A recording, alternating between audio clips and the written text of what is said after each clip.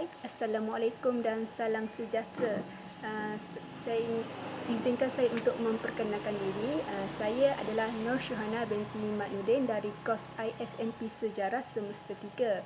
Hari ini saya dan rakan-rakan dari kumpulan 3 akan membentangkan topik bab 4 iaitu berkaitan dengan unsur bahasa dan peraturan sosial dalam berkomunikasi. Jadi, apa itu bahasa? Bahasa itu adalah alat yang penting untuk menyalurkan maksud seseorang. Jadi macam mana ia menjadi satu alat yang penting bahasa ni? Ia menjadi alat yang penting kerana bahasa ini adalah merupakan lambang kepada kepribadian seseorang. Jadi apabila seseorang individu itu tinggi kepribadiannya, ia akan menggunakan bahasa yang baik dan lancar. Kalau dalam proses pembelajaran dalam pengajaran dan pembelajaran, bahasa yang baik ini digunakan adalah berkesan dan sesuai kerana ia akan mudah difahami dan diterima oleh para pelajar. Jadi hari ini mari kita belajar berkaitan dengan unsur bahasa yang terdapat dalam kemahiran berkomunikasi. Unsur bahasa dalam kemahiran ni terdapat 6, iaitu yang pertamanya ialah bahasa positif, yang kedua pula adalah bahasa deskriptif, yang ketiga pula ialah bahasa terus terang, yang keempat adalah bahasa saya, yang kelima adalah bahasa negatif, dan yang terakhir sekali ialah serangan lisan. Apa itu bahasa positif? Bahasa positif ini ia menunjukkan apabila seseorang individu itu yang menggunakan bahasa yang positif, ia akan terus disukai ramai. Hal ini kerana individu yang menggunakan bahasa positif ini mudah untuk mempengaruhi orang yang berada di sekelilingnya kerana mereka akan lebih terbuka terhadap individu tersebut. Jadi kenapa apabila seseorang individu itu menggunakan bahasa positif ia dapat mempengaruhi orang sekelilingnya? Ia adalah kerana kerana sifat ini akan membuatkan orang sekeliling itu mudah untuk menerima dan menerima pandangan serta nasihat yang diberikan. Hal ini kerana bahasa yang digunakan itu adalah penting apabila individu yang ingin menyampaikan maksud sesuatu perkara itu dengan menggunakan bahasa yang positif, ia akan mudah diterima oleh pendengar. Sebagai contoh, bila seorang guru itu menggunakan bahasa positif dalam proses pengajaran, murid-murid itu akan dapat menerima info yang diberikan dan akan mudah untuk menerima pandangan serta nasihat apabila seseorang guru itu memberi nasihat. Penggunaan bahasa positif yang boleh kita lihat apabila seorang pelajar itu mampu untuk menjawab soalan yang dikemukakan oleh guru. Jadi guru tu boleh memuji pelajar tersebut dengan mengatakan, tahniah, jawapan yang kamu berikan sangat tepat. Jadi penggunaan tahniah itu menggambarkan bahasa yang positif dan akan menaikkan lagi semangat pelajar tersebut untuk mencuba lagi untuk menjawab soalan yang dikemukakan.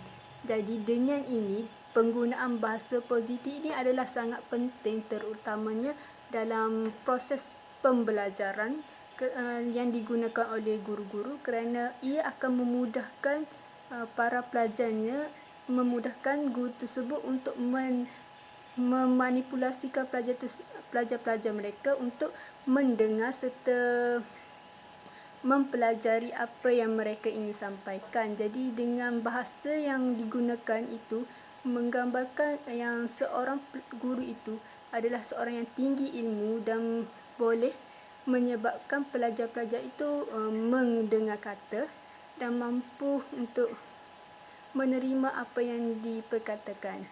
Jadi sekian, itu sahaja daripada saya. Saya akan serahkan kepada rakan-rakan yang seterusnya untuk menerangkan lagi apa unsur bahasa yang terdapat dalam komunikasi. Sekian, terima kasih. Assalamualaikum dan salam sejahtera saya ucapkan kepada Prof. Dr. Sanya dan rakan sekelas yang lain. Nama saya Nurah Shindi Laila binti Jamat, bernombor kad matrik di 2018-108-3706. Baiklah, hari ini saya akan membincangkan tentang bahasa deskriptif. Okey, baiklah, saya akan memberitahu bahasa deskriptif ialah bahasa positif. Individu yang menggunakan bahasa deskriptif ini akan bercakap tentang perkara yang sebenar, iaitu mereka tidak menokok tambah perkara tersebut, hanya berbicara, hanya mengeluarkan perkataan-perkataan yang positif sahaja yang boleh membuatkan orang sekeliling mempunyai perasaan yang baik terhadap mereka. Okey, seterusnya kajian ini mendapati bahawa jantina memainkan peranan untuk mempengaruhi, iaitu mempengaruhi lelaki dan wanita untuk menggunakan bahasa ini. Dan kajian menyatakan ialah lelaki lebih bersifat objektif daripada perempuan, iaitu wanita lebih bersifat subjektif, iaitu wanita selalunya menambah penilaian dan ucapan mereka. Maksudnya lelaki mereka akan bercakap secara terus, dan manakala perempuan mereka akan menokok tambah, putar belit sedikit apa yang mereka cakapkan. Okey, slide seterusnya saya akan, iaitu seperti contoh ayat. Mengapakah kamu kurang membaca, iaitu penilaian, dan kenapakah kamu hanya membaca sebuah buku sahaja, iaitu fakta. Dan kamu lambat sampai ke mesyuarat, iaitu penilaian, dan kamu sampai setengah jam lewat ke mesyuarat, iaitu fakta. Dan di sini selalunya yang bersifat deskriptif ini adalah fakta yang secara terus dan fakta sahaja dia akan keluarkan, yang menyebabkan orang sekeliling mereka akan merasa positif. Okey, seterusnya tips untuk menggunakan perkataan ini ialah elakkan memberi penilaian dalam berbahasa kerana ini sering membawa natijah yang tidak sihat. Dan individu yang mendengar penilaian tersebut, mereka akan menjadi tidak bermotivasi untuk mendampingi dengan kita jika kita bercakap secara penilaian sahaja. Dan elakkan menggunakan kata sifat, iaitu menyifatkan akan menyebabkan orang lain akan bersifat tidak bermotivasi dengan apa yang kita perkatakan. Okey. Contoh komunikasi deskriptif ialah terangkan perasaan anda tanpa menuduh, iaitu ayatnya awak tidak patut buat saya begitu, iaitu tuduhan. Sepatutnya saya merasa kecil hati. Baiklah. Lepas tu seterusnya jelaskan perkara yang tidak menyebabkan timbulkan perasaan tersebut dan jangan menuduh. Kamu tidak mendengar cakap saya. Bilakah kamu tak lakukan apa yang saya minta, saya tentu marah. Macam tu akan menimbulkan rasa tidak puas hati lah jika orang lain mendengarnya. Okey. Seterusnya saya akan menerangkan tentang bahasa terus terang. Seperti yang kita tahu, bahasa terus terang adalah bahasa yang secara terus, yang tidak mempunyai tapisan orang cakap, tapi sebenarnya bahasa terus terang ini akan menyinggung perasaan orang lain juga jika individu yang tersinggung itu tidak memahami apa yang sebenar-benarnya yang dikatakan oleh individu tersebut. Okey, saya akan terangkan daripada buku. Saya akan terangkan percakapan yang tidak jelas menyebabkan pendengar terpaksa mengagak ataupun meneka apa yang cuba disampaikan. Maksudnya jika percakapan yang tidak jelas ni akan menyebabkan orang lain teragak-agak apa yang dia cakap, sampaikan mereka mengagak apa yang dan membuat spekulasi yang baru, sedangkan apa yang kita sampaikan tidak sampai dengan mereka. Okey. Dan agakan atau tekaan ini lazimnya salah. Ini kerana kita tidak boleh membaca apa yang berada dalam fikiran orang lain. Maksudnya apa yang diteka itu tidak semestinya betul, dan kita tidak boleh membaca apa yang dalam fikiran orang lain. So maksudnya kita kena komunikasi itu pastikan betul sampai yang menyebabkan tidak ada kesalahfahaman dan ataupun agakan. Okay. Untuk memastikan tidak timbul kekeliruan dalam proses komunikasi, kita perlulah berkomunikasi dengan jelas dan tepat supaya tidak berlakunya kekeliruan.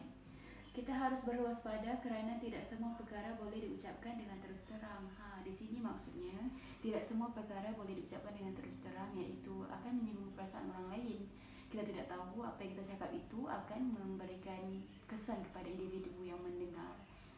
Jika kita berpegang kepada konsep terus terang ini dalam komunikasi, maka yang pahit pun mesti disampaikan.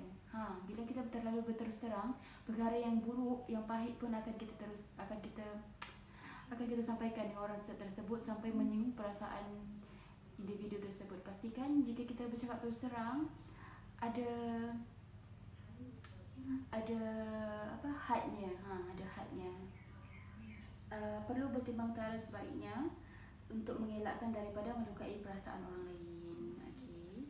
Dan ciri komunikasi terus terang ini, katakan apa yang kita maksudkan, sebut dengan tepat, yakini dengan apa yang kita dengari dan jangan dicurigai. Maksudnya apa yang kita dengar tu, itu adalah bahasanya, itu adalah yang ingin disampaikan tanpa ada curiga langsung. Dan yakin bahawa orang lain turut mahu memahami kita, dan pasang telinga luas-luas. Baiklah, itu saja daripada saya. Terima kasih. Bismillahirrahmanirrahim. Assalamualaikum dan salam sejahtera saya ucapkan kepada Profesor Dr. Sania binti Abu Bakar selaku pensyarah kelas kemahiran komunikasi. Saya Nur Filizah binti Ibrahim merupakan pelajar ijazah sarjana muda pendidikan sejarah semester 3. Pada hari ini saya akan meneruskan pembentangan sahabat-sahabat saya untuk tajuk unsur bahasa dan peraturan sosial dalam berkomunikasi. Jadi untuk hari ini saya akan fokus kepada bahasa saya dan juga bahasa negatif, sebab sebelum ni kawan-kawan saya telah pun menerangkan untuk bahasa positif, bahasa deskriptif dan juga bahasa terus terang. Jadi saya akan sambunglah untuk bahasa saya dan juga bahasa negatif. Okey, apa itu bahasa saya dan apa itu bahasa negatif? Okey, baiklah. Untuk bahasa saya ni, seperti yang saya tahu, yang saya telah baca sebelum ni, bahasa saya ni sifatnya lebih positif dan antara ciri-ciri yang dapat saya terangkan adalah seperti di hadapan ni. Okey, yang pertama, ciri bahasa saya adalah menghargai secara jelas. Maksudnya bahasa ni sangat positif hingga dia mampu menghargai secara jelas. Contohnya macam perbuatan seseorang terhadap diri kita, ataupun contoh saya bagilah. Kejayaan saya pada hari ini tidak akan berlaku tanpa adanya dorongan dan sokongan daripada guru-guru. Itu merupakan menghargai secara jelas. Bahasa saya yang menghargai secara jelas, itu antara contohnya lah. Okey, untuk seterusnya, penghargaan tersirat. Penghargaan tersirat ni lebih sama juga macam menghargai di atas ni, tapi dia lebih tersirat lah. Tersirat kan, jadi dia lebih tak nampak sangat, tapi dia kita tahu yang benda tu satu penghargaan juga. Jadi contohnya saya bagi yang saya dapat dalam buku lah, iaitu saya tahu bahawa awak selalu menjaga kepentingan saya. Itu adalah contoh untuk penghargaan tersirat. Kita menghargai orang tu secara tersirat. Untuk yang ketiga, menghormati orang lain. Bahasa ni sangat positif sebab dia menghormati orang lain. Yang seterusnya dia seperti yang dekat depan ni saya tulis, dia lembut, kemudian dia memang tidak akan menimbulkan krisis, tidak menyebabkan seseorang itu bersifat defensif. Jadi bahasa saya ni tak mampu untuk membaca apa yang ada dalam fikiran dan juga otak seseorang. Itu saja untuk bahasa saya. Seterusnya saya akan masuk pula untuk bahasa negatif. Kita merasa kecewa apabila tabiat dan perangai seseorang tidak berubah, seolah-olah macam tak makan nasihat. Apa tu? Itulah dia bahasa negatif. Makna untuk bahasa negatif ni, bahasa negatif ni, kita merasa macam tabiat seseorang, perangai seseorang tu, yang perangai buruk seseorang tu tak berubah disebabkan dia tidak makan nasihat kita. Itu merupakan maksud untuk bahasa negatif ni. Okey, untuk bahasa negatif ni kita ada 4 elemen yang paling penting untuk kita tahu. Yang pertama nasihat, yang kedua label, yang ketiga putar belit, dan yang keempat menghina. Jadi keempat-empat ni adalah elemen untuk bahasa negatif lah. Saya akan terangkan satu persatu. Bermula dengan nasihat dahulu. Nasihat ni Untuk nasihat, sebenarnya nasihat bukanlah kaedah yang terbaik untuk kita mempengaruhi pemikiran seseorang. Macam kita nak ubah tingkah laku dia, sikap dia, bukanlah dengan nasihat je semata-mata. Sebenarnya kalau kita tunjukkan contoh yang baik juga, boleh juga merubah seseorang tu, betul tak?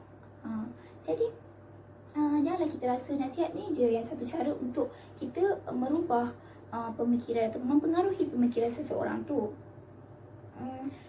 Untuk makluman juga, orang yang menerima nasihat, orang yang memberi nasihat ni memang tak ada apa-apa sangat sebab dia memberi nasihat kan. Tapi kesannya orang yang menerima nasihat tu, orang yang menerima nasihat ni, dia akan rasa macam saya ni je ke yang teruk? Saya ni teruk sangat ke? Macam tu, dia akan rasa macam tu. Sampai kadang-kadang tu melemahkan diri dia, semangat dia, melemahkan semangat dalam dirinya.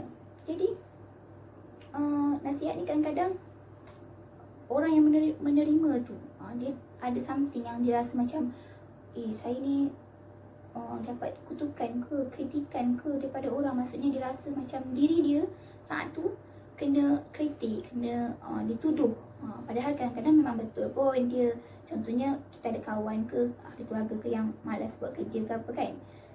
Memang betul, tapi dia masa tu dia belum lagi boleh terima nasihat tersebut. Okey.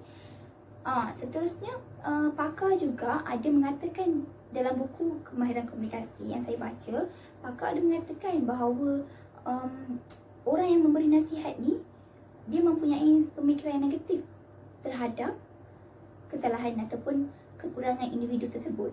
Dia rasa macam dia nak mencari silap ataupun cacat celah seseorang. Itu menurut pakar dalam buku Kemahiran Komunikasi lah. Tapi bagi saya sendiri, secara peribadinya, nasihat ni satu benda yang bagus juga. Kadang-kadang dapat memperbaiki diri kita daripada kita tak bagus menjadi lebih baik kan. Kamu pemalas, kamu sombong. Kita suka label orang, walaupun kadang-kadang kita belum kenal lagi dengan orang tu, kita dah label dah orang tu. Contohnya macam biasalah orang gunakan, kamu ni sombong. Kamu ni sombong lah. Masa saya mula-mula jumpa kamu dulu, sebelum dia rapat, dia kata dan dia anggap yang orang si A ni sombong, sedangkan dia tidaklah sombong. Jadi sebab itulah kita jangan sekali mudah untuk melabel seseorang. Jadi itulah untuk label. Kita rasa negatif. Putar belik yang ketiga, putar belik. Okey, putar belik ni biasa digunakan oleh orang yang mahir berkata-kata. Orang yang mahir berkata-kata, bercakap ni kan, bijak bercakap ni, memang dia akan mudahlah untuk menggunakan gaya bahasa putar belik ni. Okey, contohnya kan, bahasa yang putar belik ni, ia boleh mengawal tingkah laku seseorang. Okey, contoh saya bagi contoh putar belik ni, bangkitkan rasa bersalah. Contohnya ayat di sekolah kan, guru-guru selalu gunakan ayat begini jika anak-anak muridnya melakukan kesalahan. Contoh, jika kamu masih lagi ponting sekolah, kamu akan memalukan nama ibu bapa kamu. Jadi dia menimbulkan rasa bersalah lah ke atas pelajar tersebut. Dia rasa macam nanti dia akan menyebabkan ibu bapanya malu dengan perbuatannya. Jadi timbullah rasa bersalah dalam diri mereka sebagai pelajar. Sebab itulah kadang-kadang orang yang pandai berkata-kata ni, dia bijaklah menggunakan ayat putar belik. Okey, seterusnya putar belik juga timbulkan rasa dosa dalam diri kita. Okey, seterusnya yang terakhir sekali, bahasa negatif menghina. Kita sering mendengar orang menggunakan ayat ataupun bahasa yang menjatuhkan atau merendah-rendahkan seseorang individu tu. Contoh, saya pernah mengalami situasi di mana sebelum ini, kamu boleh dapat ke opsi ni? Macam tu. Jadi pada hari tu saya rasa sangat terhina lah. Macam saya ni tak boleh masuk besi, macam saya ni tak pandai, saya ni teruk. Macam tu saya rasa macam tertekan dan macam kemurungan pun ada. Macam rasa kita ni tak layak untuk belajar di mana-mana. Jadi sangatlah tak patut, sangatlah tak baik jika seseorang tu suka menghina orang lain. Jangan kita menghina orang lain. Kadang-kadang ianya mampu meninggalkan kesan negatif pada diri seseorang tu. Kata, lebih baiklah kita diam daripada kita berkata perkara-perkara yang boleh menjatuhkan orang lain, menyakiti hati orang lain. Sekian, terima kasih. Itu sahaja untuk bahasa saya dan juga bahasa negatif pada hari ini. Saya akan serahkan kepada sahabat saya untuk meneruskan pembentangan. Terima kasih. Assalamualaikum warahmatullahi wabarakatuh. Saya Nik Fatimah Nabihah binti Nik Ma'amin Elias Nik Muhammad Amin merupakan pembentang yang terakhir bagi pembentangan kali ini. Saya merupakan seorang pelajar ISMP Bahasa Melayu semester 3. Saya akan membentangkan tentang serangan lisan dan juga humor. Seperti yang kita tahu, serangan fizikal boleh mendatangkan kecederaan kepada anggota badan seseorang. Kecederaan tersebut bersifat sementara. Apabila kecederaan itu pulih, anggota badan boleh berfungsi seperti sedia kala. Berbeza pula dengan serangan lisan yang melibatkan penggunaan bahasa yang tajam dan pedas.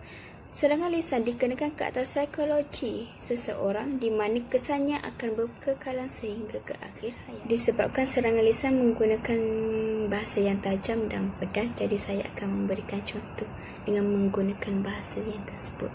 Okey, terdapat beberapa cara untuk kita menggunakan serangan lisan. Yang pertama, menyerang peribadi seseorang. Contohnya, kau ni tak guna, kau ni bodoh. Yang kedua, menyerang latar belakang seseorang, seperti keluarga kau tu miskin, tak payah berlagak nak jadi macam orang kaya. Yang ketiga, menyerang kebolehan seseorang. Kau ni badan je besar tapi otak kecil.